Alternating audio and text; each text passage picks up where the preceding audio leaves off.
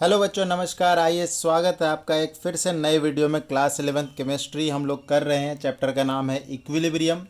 पिछली वीडियो में हमने देखा है हेट्रोजीनियस इक्विलिब्रियम, उससे पिछली वीडियो में हमने देखा था होमोजीनियस इक्विलिब्रियम। इसमें हम पढ़ने वाले सबसे पहले फीचर ऑफ इक्विलिब्रियम कांस्टेंट, उसके बाद हम कुछ एप्लीकेशन पे नज़र मारेंगे कि इक्विलिब्रियम कांस्टेंट हमें किस प्रकार से मदद करता है किसी रिएक्शन का किसी रिएक्शन के बारे में कुछ प्रिडिक्शन देने के लिए। तो मेरा नाम है रविशंकर और आपका इस प्यारे से यूट्यूब चैनल पे जिसका नाम है कैम क्रश, उस पर स्वागत है। चलिए शुरू करते हैं। फीचर ऑफ इक्विलिब्रियम कांस्टेंट, तो 4 से 5 फीचर है, एक एक करके हम डिस्कस कर लेते हैं। पहली चीज़ इक्विलिब्रियम कांस्टेंट, ठीक है। आप लोगों को इतना तो मालूम पड़ ही गया है अभी तक में, तो के इक्विलिब्रियम का जो एक्सप्रेशन होता है कंसंट्रेशन ऑफ प्रोडक्ट अपॉन में concentration of reactant, power X and Y कुछ हो सकता है, तो depending on the reaction to reaction. अब प्रेशर के टर्म्स में बात कर, ये तो कंसंट्रेशन के टर्म्स में है तो ये के सी हो जाएगा, और प्रेशर के टर्म्स में बात करोगे तो वो के पी हो जाएगा। बात क्लियर है? आइए आगे बढ़ते हैं। So the first is expression for equilibrium constant is applicable only when the concentration of reactant or product have attained constant value at equilibrium constant। याद करो बच्चों, जो पहला लेक्चर था उसमें मैंने क्या बताया था कि व्हाट इज़ इक्विलिब्रियम। इक्विलिब्रियम वो स्टेज होती है रिएक्शन की जहाँ पे रिएक्टेंट और प्रोडक्ट का कंसंट्रेशन वो कांस्टेंट हो जाता है, ना कि बराबर होता है। क्या हो जाता है? कांस्टेंट हो जाता है इस तरीके से। तो इक्विलिब्रियम एक्सप्रेशन तब वैलिड है जब प्रोडक्ट का कंसंट्रेशन कांस्टेंट हो जाए एंड रिएक्टेंट का कंसंट्रेशन कांस्टेंट हो जाए। जब तक कांस्टेंट नहीं हुआ you can not apply the equilibrium constant equilibrium expression. तो इक्विलिब्रियम एक्सप्रेशन आप कब अप्लाई करोगे? जब रिएक्शन के दौरान रिएक्टेंट और प्रोडक्ट का कंसंट्रेशन या फिर उसका प्रेशर कांस्टेंट हो जाए। क्या हो जाए? कांस्टेंट हो जाए। दूसरा चीज़, के इक्विलिब्रियम जो होता है ना, इक्विलिब्रियम कांस्टेंट या तो के सी या के P, equilibrium constant is independent from, independent मैं लिख देता हूँ इसको, इंडिपेंडेंट ऑफ इनिशियल कॉन्सेंट्रेशन या फिर pressure of reactant and product. Clear है बच्चों? Reactant and product. Third, equilibrium constant जो होता है डिपेंड ऑन टेम्परेचर। के equilibrium is depend on temperature, ठीक है। के equilibrium is depend on temperature, मतलब एक यूनिक वैल्यू होती है at a particular temperature. Temperature change, value change, ठीक है। तीसरी बात। चौथी बात, इसके बाद कुछ चीज़ ऐसी है जो मैंने आपको पहले भी बता दिया था, कोई बात नहीं, एक बार रिपीट हो जाएगा। कि मान लो कोई आपके पास इक्विलिब्रियम है, लेट से ये एक मेरे पास इक्विलिब्रियम है, इसका जो इक्विलिब्रियम कांस्टेंट है, लेट कर लेते हैं इक्विलिब्रियम कांस्टेंट, बेटा ये इक्विलिब्रियम कंसंट्रेशन नहीं कांस्टेंट, इसकी वैल्यू के लेट कर लेते हैं, ठीक है।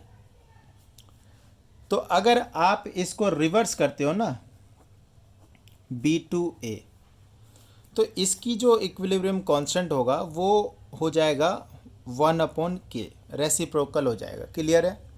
आप रिएक्शन को रिवर्स कर रहे हो तो इक्विलिब्रियम कांस्टेंट रेसिप्रोकल हो जाता है।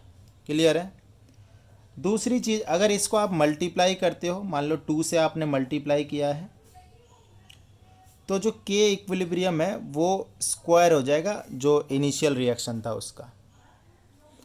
तीसरी बात, अगर इसको हाफ से मल्टीप्लाई करते हो तो पावर जो है वो हाफ हो जाएगी, कोई दिक्कत नहीं है। हाफ का मतलब क्या? रूट। चौथी चीज़, अगर आप किसी दो इक्विलिब्रियम को आप क्या करते हो? ऐड करते हो। मान लो एक A टू B का तो K है, ये तो हो ही गया। मान लो B टू C कोई रिएक्शन है, उसका ये, इसका K1 ले लो, इसका K2 हो गया। तो अगर आप A टू C का चेक करना चाहते हो कि दोनों को ऐड कर दिया, तो इसका जो K होगा ना वो K1 इंटू K2 होगा, ठीक है, ये कुछ फीचर है इक्विलिब्रियम कांस्टेंट के। होपफुली आपको समझ में आया होगा। क्या बताया मैंने? पहला था कि इक्विलिब्रियम का जो एक्सप्रेशन है आप तभी अप्लाई कर सकते हैं जब रिएक्टेंट और प्रोडक्ट का कंसंट्रेशन या प्रेशर कांस्टेंट हो जाए। दूसरा जो के इक्विलिब्रियम होता है ये इंडिपेंडेंट होता है initial concentration and pressure of reactant and product के। ठीक है, इंडिपेंडेंट, बेटा ध्यान रखना इन सब चीज़ों को।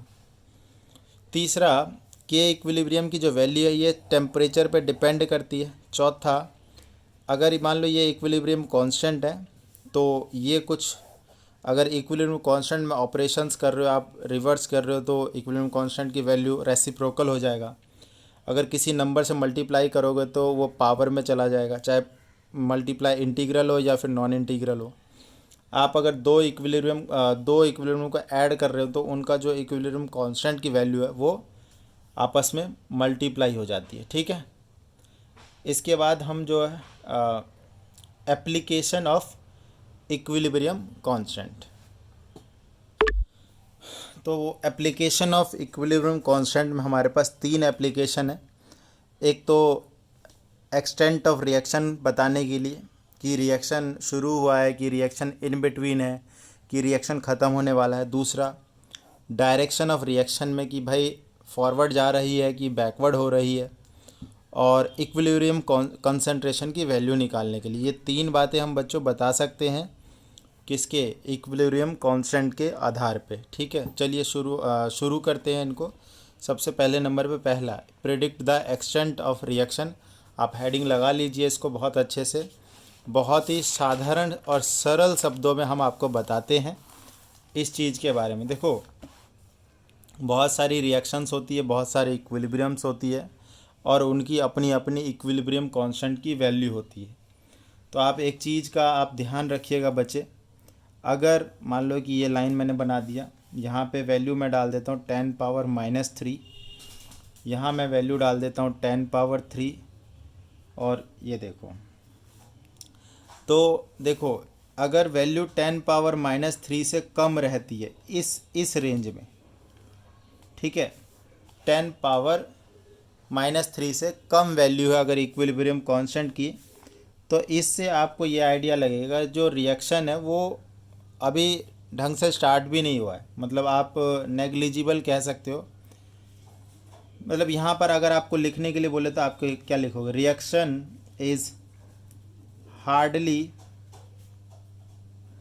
प्रोसीड, मतलब रिएक्शन अभी लगभग इनिशियल फेज़ में ही है, वो कोई आगे नहीं बढ़ा है, 2-4% रिएक्शन हुआ होगा, इससे ज़्यादा नहीं हुआ होगा। और अगर 10⁻³ से बड़ी वैल्यू है, ये जनरलाइज्ड वैल्यू है बच्चे, तो आप इधर क्या लिख सकते हो या एंटिसिपेट कर सकते हो, आप बोलोगे रिएक्शन प्रोसीड्स, रिएक्शन प्रोसीड हुई है, and almost, reaction proceeds almost two completion, माने रिएक्शन लगभग ख़त्म होने वाली है अगर वैल्यू 10⁻³ से बड़ी है, या तो काफ़ी आगे बढ़ चुकी है रिएक्शन या फिर रिएक्शन ख़त्म होने वाली है। 10⁻³ से 10⁻³ के बीच में हुआ तो आप क्या कहोगे कि बोथ रिएक्टेंट एंड